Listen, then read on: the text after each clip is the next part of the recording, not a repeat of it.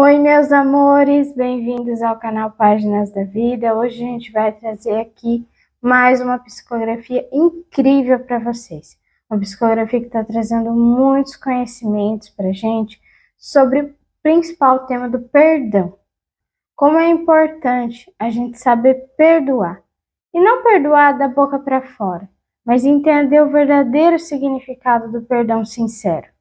Então eu espero muito que essa psicografia faça vocês refletirem.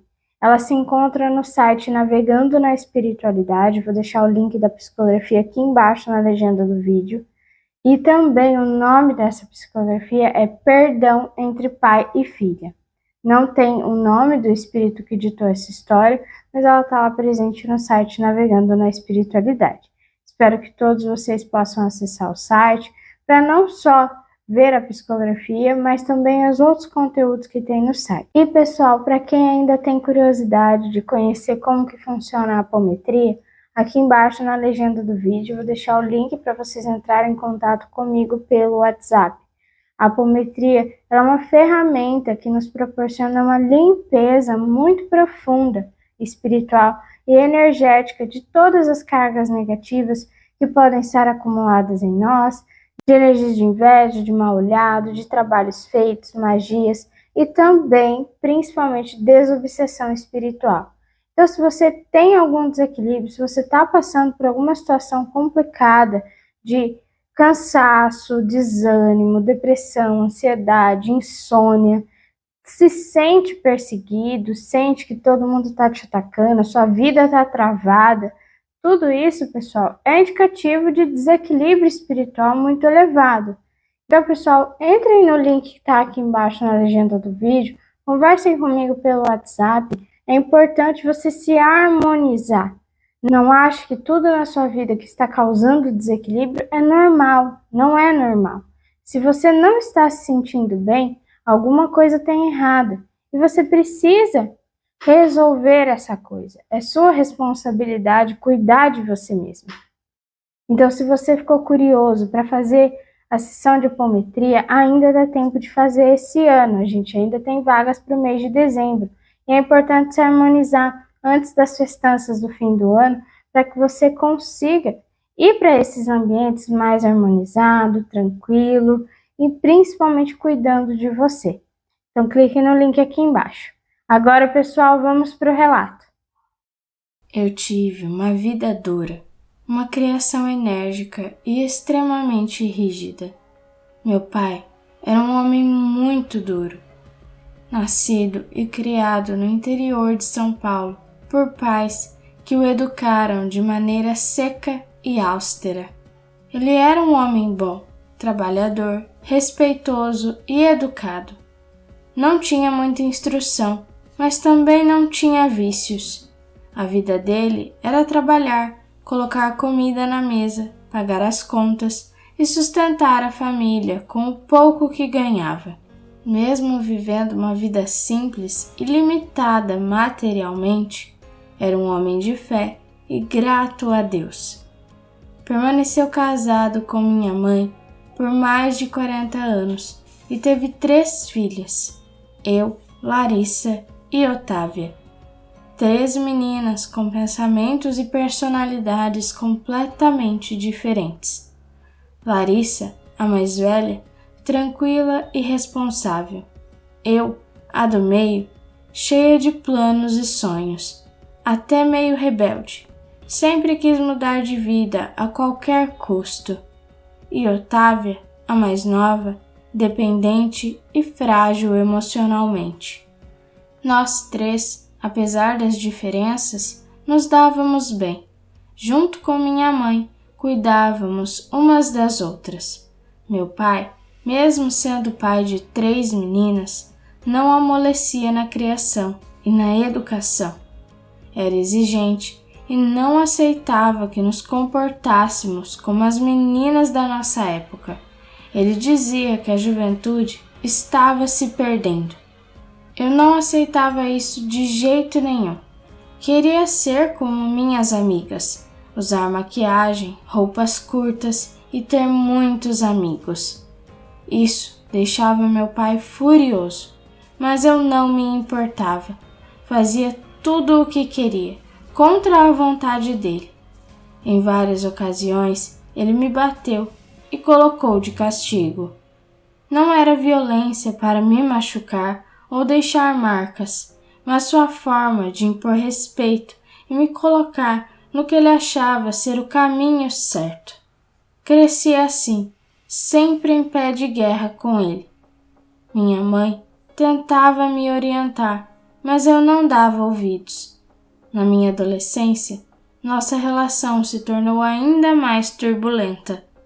Eu me achava responsável e livre de vícios, acreditando que ele era apenas teimoso e inflexível. Enquanto minhas irmãs faziam exatamente o que ele mandava, eu contestava.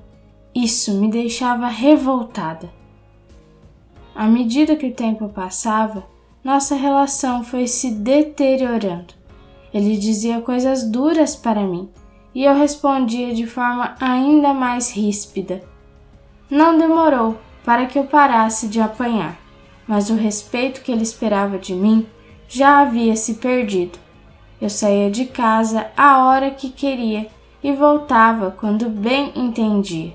Sentia-me sufocada e ansiava pelo dia em que seria independente e deixaria aquela casa para viver a minha vida. Foi esse desejo que me tornou tão batalhadora. Embora tivesse momentos de lazer e muitos amigos, eu era focada nos estudos e no trabalho, pois sabia que esse era o caminho para mudar de vida. Estudei, me formei e rapidamente consegui uma boa profissão. Logo pude alugar uma casa e morar sozinha. Foi o que fiz aos 21 anos. Mudei-me para um bairro mais afastado, longe da periferia, e comecei uma nova vida. Larissa, minha irmã mais velha, estava prestes a se casar. E Otávia, a mais nova, ainda vivia sob os cuidados de nossos pais. Por mais que eu mostrasse a ela um mundo diferente, Otávia preferia a segurança da casa dos nossos pais. O tempo foi passando e eu raramente os visitava. Sentia saudades das minhas irmãs, mas não tinha vontade de ver meu pai. Não conseguia criar um laço de afeto com ele, só tinha lembranças negativas. A imagem que guardava dele era a de um pai severo, e em meu coração havia um ressentimento profundo. Quando completei 30 anos, conheci um rapaz que despertou meu interesse. Ele era lindo, educado e sonhador. Namoramos e 2 anos depois nos casamos. Meus pais só o conheceram no dia do casamento. Meu pai estava lá. Fazia mais de 10 anos que eu não o via. Ele estava velho, franzino e com um olhar apagado, sem o ímpeto de antes. Notei que algo havia mudado, mas não dei muita atenção. Ele entrou comigo na igreja, mas com o semblante fechado, sem sorriso ou palavras. Estava ali apenas para cumprir um protocolo. Imagino que minha mãe tenha insistido muito para que ele desempenhasse o papel de pai naquele momento tão importante para mim. Tudo correu bem na cerimônia e na festa. Ele foi embora cedo e mais alguns anos se passaram sem nos vermos. Minha mãe ocasionalmente me visitava e aos poucos fomos nos reconectando. Já com 40 anos e 2 filhos, recebi a notícia de que meu pai, agora com 72, estava doente. Minha mãe me visitou um dia e, muito abalada, contou que ele havia descoberto um tumor na próstata. Os exames indicavam que a doença estava em estado avançado e que ele precisaria de cirurgia e tratamento.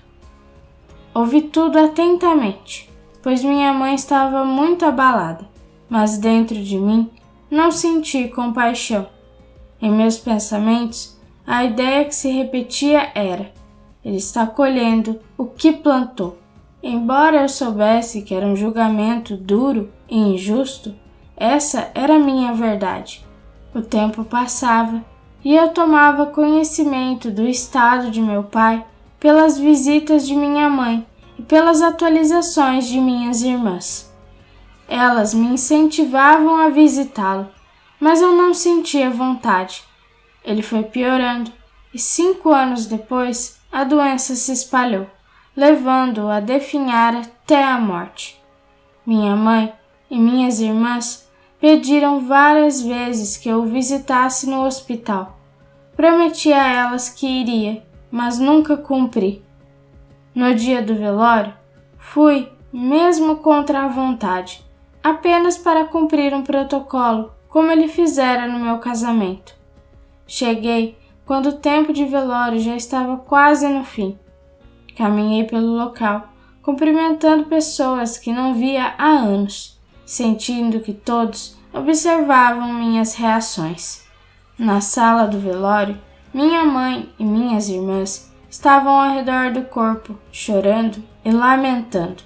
Entrei com frieza, tentando evitar olhar para ele.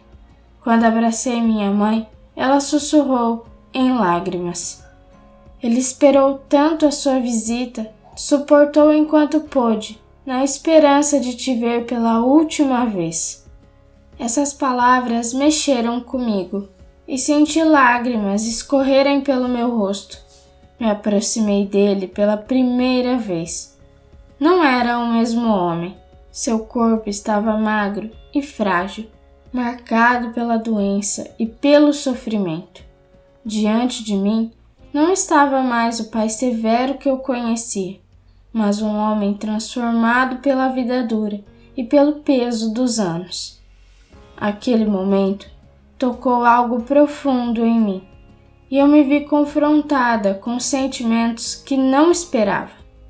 Com o tempo, refletindo sobre nosso relacionamento, percebi que ele sempre lutou pelo que acreditava, e de certa forma, eu fazia o mesmo.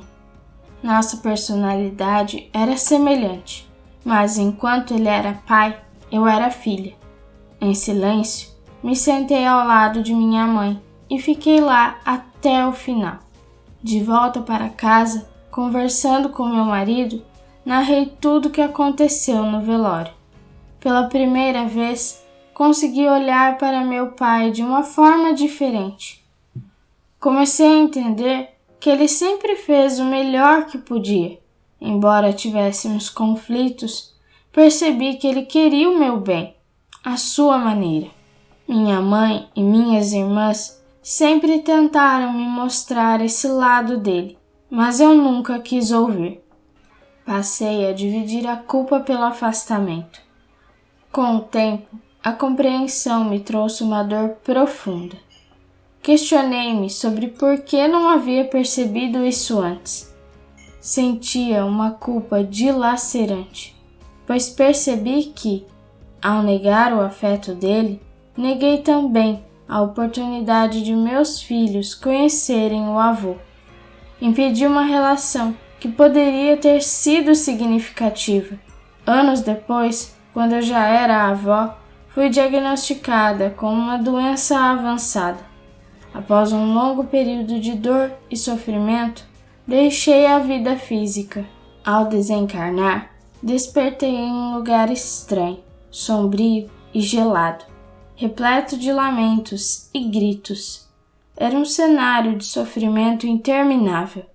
Refleti sobre as razões que me levaram até ali e ouvi em minha mente as palavras que disse a minha mãe sobre meu pai. Ele está colhendo o que plantou. Curiosamente, essa era a mesma frase que me condenava agora. A culpa e o arrependimento tomaram conta de mim, e por muito tempo chorei amargamente.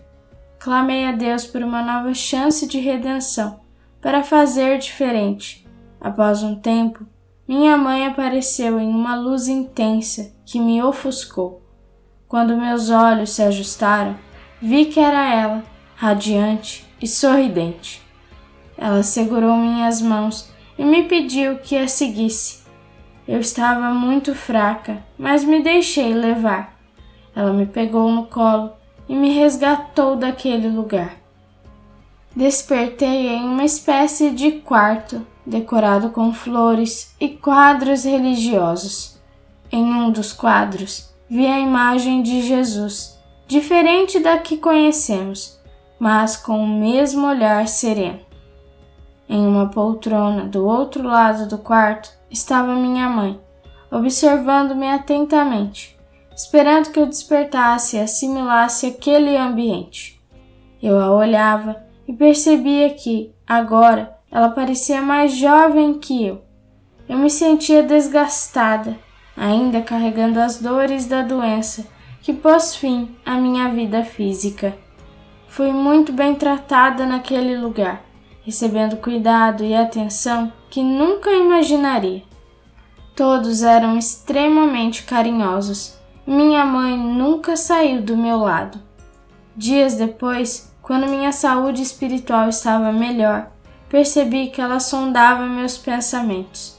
Eu queria saber sobre meu pai, mas meu orgulho e vaidade não me permitiam perguntar. Certa tarde, ela se levantou, veio até mim e segurou minha mão, perguntando como eu estava.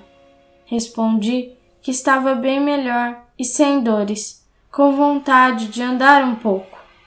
Ela sorriu, ajudou-me a levantar e me levou até a janela. Lá fora, vi um lindo jardim, vibrante e colorido. As cores eram vivas e intensas, e o céu tinha uma beleza única. Eu pedi para passear no jardim, e ela, após pedir autorização, me acompanhou. Caminhamos devagar, e eu me sentei em um banco, em silêncio, observando a paisagem e refletindo sobre minha nova realidade. Após algum tempo de conversa sobre nossa vida na Terra e a nova vida espiritual, minha mãe, percebendo minha curiosidade não expressada, perguntou se eu não estava interessada em saber sobre meu pai. Senti um aperto no coração, mas permaneci em silêncio, embora estivesse ansiosa para perguntar sobre ele. Ela me olhou com carinho e disse suavemente: "Ele está aqui e veio te ver." Meu coração acelerou. Eu ainda podia sentir essas emoções, mesmo após a morte. Logo percebi uma figura caminhando em minha direção, mas hesitei em olhar. Quando ele se aproximou, ouvi sua voz dizer: "Oi, minha filha." No instante em que ouvi suas palavras, meus olhos se encheram de lágrimas. Antes mesmo de responder, levantei-me e o abracei com força. O reencontro foi indescritível. Era como se todo o rancor se dissolvesse naquele momento. Abraçados, eu disse: "Me perdoe, pai. Hoje entendo que você fez o melhor e sempre quis o meu bem. Na época eu não compreendi e por isso te julguei tão duramente. Não fui justa com você, nem uma boa filha." Ele afastou-se um pouco, segurou meu rosto entre as mãos, olhou nos meus olhos e respondeu: "Não se preocupe, minha filha. Não tenho nada para perdoar. Eu sempre te amei e sempre tive orgulho da mulher que você se tornou. Fiz o que achava certo e sei que isso foi duro para você, mas eu apenas queria o seu bem. Agora, minha filha, vamos seguir em frente. A vida continua e aqui temos a chance de recomeçar. Permita-me ser seu pai novamente." Seus olhos brilhavam e ele estava emocionado. Minha mãe chorava ao nosso lado. Nos abraçamos os três e dali em diante começamos uma nova fase, onde tudo era diferente, com compreensão e carinho. O sofrimento me ensinou que precisamos enxergar o lado bom das pessoas e valorizar o esforço daqueles que tentam nos guiar. Muitas vezes entramos em conflito com nossos pais e irmãos porque queremos viver nossa própria vida ou porque idealizamos que eles deveriam ser diferentes. Aprendemos a valorizar os defeitos e a nos vitimizar nos conflitos, esquecendo que ninguém está sempre certo ou sempre errado. Hoje, entendo que cada um de nós nasce na família que precisa e cada pessoa que convive conosco tem um papel fundamental. Os pais, especialmente, pavimentam o caminho para que possamos trilhar. Eles tiveram sua própria infância e receberam uma educação diferente. O que aprenderam e suportaram é o que tentam nos ensinar com as ferramentas que possuem. Se você espera que seu pai ou sua mãe sejam como os pais dos seus amigos, está comparando o incomparável. Cada ser humano é único, com uma história própria. Eles fazem o melhor com o que sabem, mesmo que isso não seja claro no início. Seja um filho ou uma filha diferente. Valorize seus pais enquanto há tempo. Aproveite-se das experiências deles e permita que contem suas histórias, pois nelas há sempre algo a aprender. Aquele que tem ouvidos para ouvir, ouça, como ensinou Jesus. Se abrirmos o coração, absorveremos a sabedoria dos mais velhos e poderemos construir um futuro ainda melhor. Peça perdão, vá e reconcilie-se com seus pais enquanto há tempo. Você precisa deles, assim como eles precisam de você. Qualquer pensamento contrário a isso é uma ilusão criada pelo ego. Navegantes da espiritualidade. Conclusão. Meus amados, na psicografia de hoje, a gente viu o quanto é importante a gente deixar o ego de lado. O nosso ego faz a gente ver somente a nossa parte em todas as situações. Porque é o que eu quero, tem que ser do jeito que eu quero. E principalmente quando a gente está na nossa fase de criança, adolescência, a gente precisa entender que o nosso ego, ele precisa ser moldado. A gente precisa, através dos ensinamentos dos nossos pais, moldar o nosso ego para que possamos adquirir educação moral, uma educação de respeito com as outras pessoas, para a gente poder viver em sociedade, ter relacionamentos com as outras pessoas da melhor maneira possível, sermos pessoas de bem, formar o nosso caráter no bem. Isso é papel dos nossos pais, é papel de quem é pai, de quem é mãe. E principalmente nessa fase onde a gente está crescendo, não é fácil criar uma criança, não é fácil moldar o caráter de ninguém para que essa pessoa seja uma pessoa boa. Por quê? Porque somos espíritos que estamos reencarnando aqui e temos uma bagagem espiritual, temos bagagem de outras vidas. O nosso caráter, de certa forma, já tem alguns pontinhos ali que estão formados. O que a gente precisa aqui é aprender a ir pelo caminho certo. Aqui é uma escola. E o principal papel dos nossos pais é serem os nossos professores para que a gente possa se formar na escola da vida da melhor maneira possível. E não é fácil, porque, como eu disse, a gente vem com bagagem espiritual. Cada um de nós passou por uma experiência diferente. Somos únicos, não sabemos os traumas, as mágoas, as más tendências que adquirimos nas vidas passadas por conta da lei do esquecimento, que é muito necessária para que a gente possa viver aqui uma experiência totalmente nova, vivendo, aprendendo coisas novas. Ao mesmo tempo que os nossos pais estão ali tentando nos ensinar, eles também estão passando pelas experiências deles, pelos problemas deles. Eles são humanos. Todo pai, toda mãe erra. Se você é pai, se você é mãe, tenho certeza que quando você era criança, seus pais cometeram erros. Tem coisas que você não concorda com os seus pais, que você tenta passar para os seus filhos diferentes.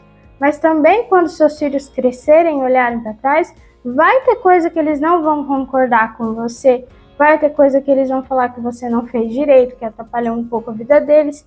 Isso é normal.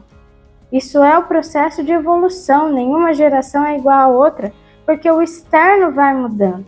As tecnologias vão chegando, as informações vão chegando de formas diferentes, e cada experiência que a gente vive na Terra traz uma experiência em coletivo diferente.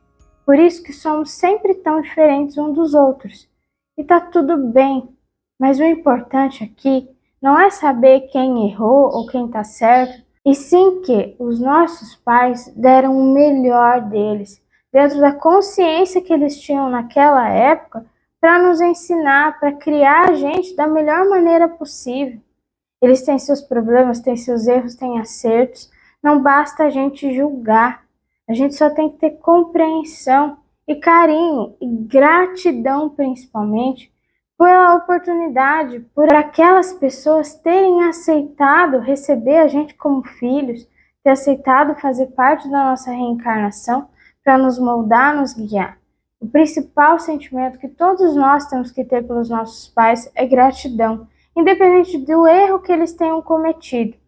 Quando você ficar preso no erro, na mágoa, nos traumas que ocasionaram na sua infância, ou de quantas pessoas te machucaram no decorrer da sua vida, você não vai para frente. Você está parado no tempo, num looping de dor, de mágoa, de raiva, e a sua vida trava.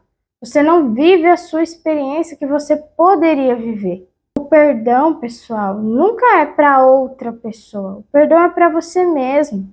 Todas as vezes que você não perdoa, você está se machucando, está segurando ali um carvão que está queimando, está machucando, e você não consegue soltar. Você prefere ficar na dor do que se livrar dela. O perdão é se livrar da dor. Nunca é para outra pessoa, não é sobre o outro. Também não é esquecer o que aconteceu de errado com você ou não. É somente soltar. Independentemente do que tenha acontecido com você, dos traumas, das dores, você pode seguir em frente. O perdão é a sua libertação das amarras que estão te prendendo, das correntes que você está criando para você mesmo, de todas as situações que passaram.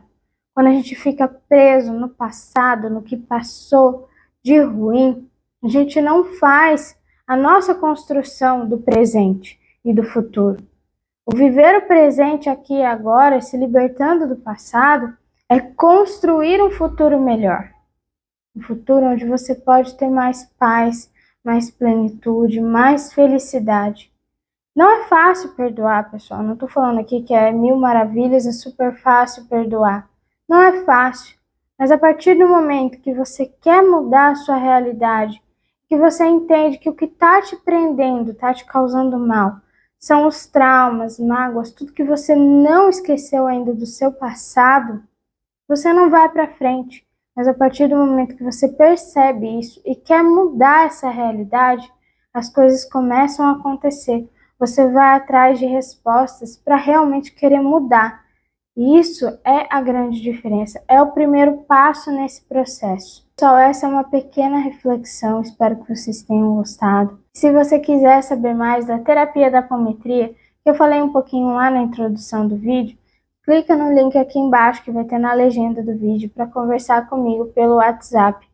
A apometria é uma técnica de limpeza espiritual, emocional, onde trabalha em liberar essas energias de traumas, de mágoas, de rancores, que estão paradas, travando o seu fluxo energético, travando a sua vida de para frente. Ajuda na liberação de todas essas cargas negativas, para que você possa ter uma percepção diferente da sua vida e comece a focar no que você precisa fazer para cuidar de você. Então, se você quer saber como esse processo funciona, não deixe de clicar no link aqui embaixo da legenda do vídeo. Obrigada a todos que ficaram até aqui na conclusão. Não deixe de se inscrever no canal, de curtir esse vídeo. E nos vemos no próximo vídeo.